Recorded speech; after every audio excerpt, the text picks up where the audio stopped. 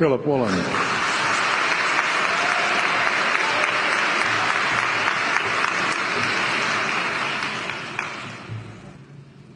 King Lear, late at night on the cliffs, asks the blind Earl of Gloucester, "How do you see the world?"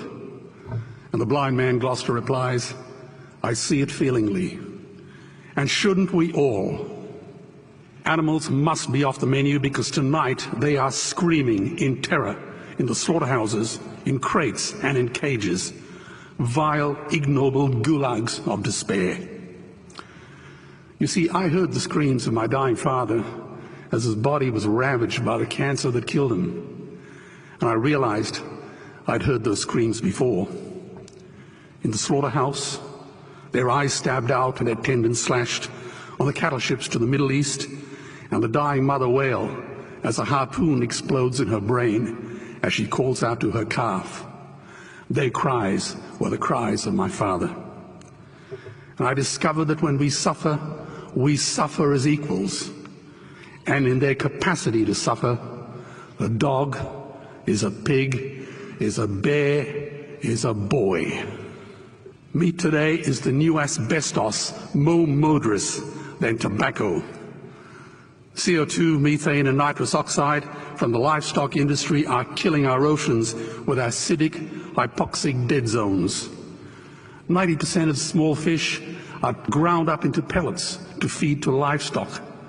Vegetarian cows today are the world's largest ocean predators. The oceans are dying in our time. By 2048, all our fisheries will be dead, the lungs and the arteries of the earth.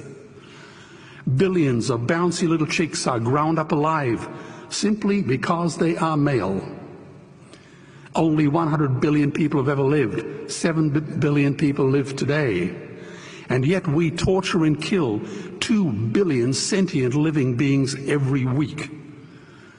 10,000 entire species are wiped out every year because of the actions of one. And we're now facing the 6th mass extinction in cosmological history. If any other organism did this, a biologist would call them a virus. It is a crime against humanity of unimaginable proportions. But happily, the world is changing. 10 years ago, Twitter was a bird sound. www was a stuck keyboard. Cloud was in the sky. 4G was a parking space. Google was a baby's burp. Skype was a typo. And Al-Qaeda was my plumber. Victor Hugo said, "There is nothing more powerful than an idea whose time has come."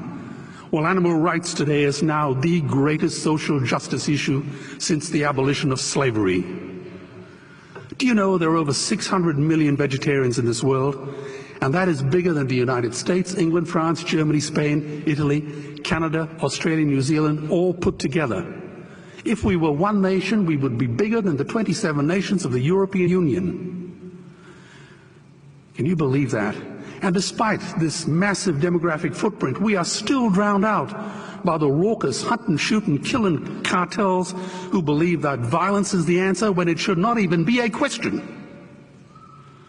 Meat kills animals, kills us, and is killing our economies. Medicare has already bankrupted the United States.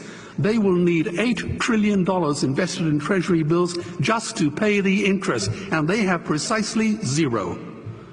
They could shut down every school, Army, Navy, Air Force, Homeland Security, Marines, CIA, and FBI, and they still will not have the money to pay their doctor bills. And our Cornell and Harvard say that the optimum amount of meat in a healthy human diet is precisely zero. Water, as you know, is the new oil. Nations will soon be going to war for it. Underground aquifers that took millions of years to fill are now running dry. It takes 50,000 liters of precious drinking water to make 1 kilo of beef. Today, 1 billion people are hungry. 20 million people will die from malnutrition. Cutting meat by only 10% will feed 100 million people, and eliminating meat will end starvation forever. If everyone ate a Western diet, we would need 2 planet Earths to feed us. We've only got one, and she is dying. Greenhouse gas emissions from livestock is 50% greater than transport, as Peter said. Cars, trains, buses, ships, lorries, the whole lot. And as I travel around the world, I see poor countries who sell their grain to the West while their own children starve in their arms. And the West feeds it to livestock so we can eat a steak? Am I the only one who sees this as a crime? Believe me, every morsel of meat we eat is slapping the tear-stained face of a hungry child. When I look into her eyes, do I remain silent? The earth can produce enough food for everyone's need, but not enough for everyone's greed. We are facing the perfect storm. If any nation had developed weapons that could wreak such havoc on the planet, we would launch a preemptive military strike and bomb it back into the Bronze Age. But it's not a rogue state, it's an industry. The good news is we don't have to bomb it. We can just stop buying it. Sir George Bush was wrong. The axis of evil does not run through Iraq, Iran, or North Korea. It runs through our dining tables. Weapons of mass destruction are our knives and forks. Our proposition is the Swiss Army knife of the future. It solves our environmental, water, human health problems and ends cruelty forever. The Stone Age didn't end because we ran out of stones. This cruel, disgusting industry will end because we run out of excuses. Meat is like the 1 and 2 cent coins. It costs more to make than it's worth. And I come from the bush. Farmers are the ones with the most to gain. Farming won't end, it would boom. Only the product line will change. Farmers would make so much money they won't even bother counting it, and I'd be the first to applaud them. Governments would love us.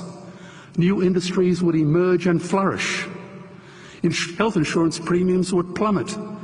Hospital waiting lists would disappear. Hell, we'd be so healthy, we'd have to shoot someone just to start a cemetery. So tonight I have 2 challenges for the opposition. 2 challenges. Meat causes a wide range of cancers and heart disease. Would they name one disease caused by a vegetarian diet? And 2, I'm funding the Earthlings trilogy. If the opposition is so sure of their ground, I challenge them to send a copy of the Earthlings DVD to all their colleagues and all their customers. Go on, I dare you.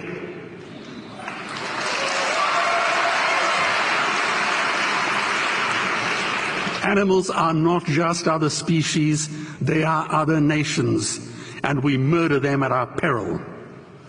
The peace map is drawn on a menu. Peace is not just the absence of war, it is the presence of justice. Justice must be blind to race, color, religion, or species. If she's not blind, she will be a weapon of terror. And tonight, there is unimaginable terror in those ghastly Guantanamos we call factory farms or slaughterhouses. Believe me, if slaughterhouses had glass walls, we wouldn't be having this debate tonight. You see, I believe another world is possible. And on a quiet night, I can hear her breathing. Let's get animals off the menu and out of these torture chambers. Please vote tonight for those who have no voice. Thank you.